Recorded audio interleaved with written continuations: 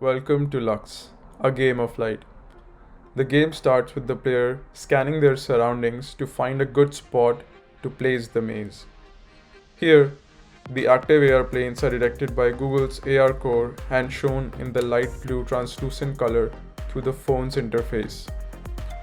The game begins after the plane is selected, and we see the player flying in the maze using his Stormlight Reserve, which is shown in the bottom left of the screen, along with the player score.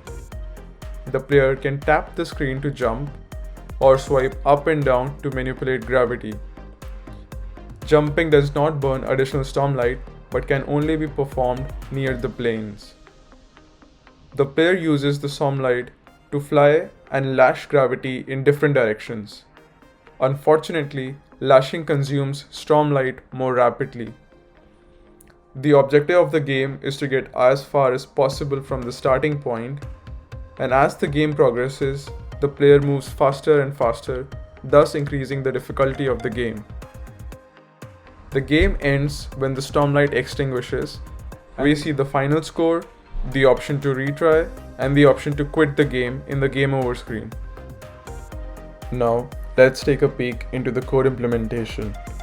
The player movement script manages the jumping and lashing part of the game, where the start function initializes the best feeling physics values. User inputs are registered in the update loop, where we detect the taps and swipes. These inputs are finally applied in the physics loop through the fixed update function. Penalizing the player for lashing changes is also managed here. We constantly drain the Stormlight Reserve in the health management script and detect collisions with light objects to manipulate the overall Stormlight Reserve. Finally, the generation and recycling of light game objects is handled in the game map generator script. Recycling the game objects instead of destruction and recreation makes the maze generation efficient in terms of CPU and memory.